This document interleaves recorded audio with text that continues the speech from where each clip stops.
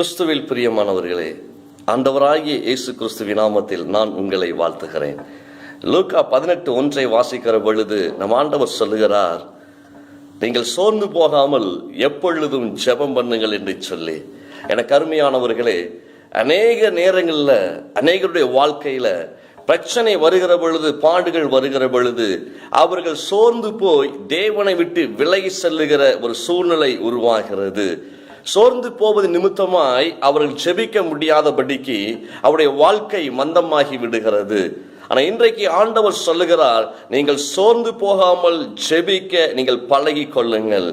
ஏனெனில் சோர்ந்து போகாமல் ஜெபிக்கிற பொழுதுதான் பிசாசை தோற்கடிக்க முடியும், நம்முடைய வாழ்க்கையிலே வெற்றி பெற முடியும். பத்திமே என்கிற ஒரு மனுஷனை குறித்து, பார்வையற்ற ஒரு மனுஷனை குறித்து வேதம் சொல்லுகிறது. மார்க் 10:46 முதல் 52 வரைக்கும் இயேசு கிறிஸ்து அந்த எரிகோவின் வழியாய் போய்கொண்டிருக்கிற பொழுது அவன் காதுகளிலே விழுகிறது, இயேசு வருகிறார் என்று சொல்லி. அவன் ஆண்டவரை பார்க்க வேண்டும், அற்புதத்தை பெற வேண்டும் என்று சொல்லி, இயேசுவே தாவீதின் குமாரனே என்று சொல்லி அவன் சத்தமிட்டு கூப்பிடுகிற பொழுது சீஷர்கள் அதட்டினார்கள், சத்தம் போடாத என்று ஜனங்கள் அதட்டினார்கள். ஆனாலும் அவன் விடவில்லை. அவன் தொடர்ந்து ஆண்டவரே தாவீதின் குமாரனே என்று சொல்லி கூப்பிட ஆரம்பித்தான்.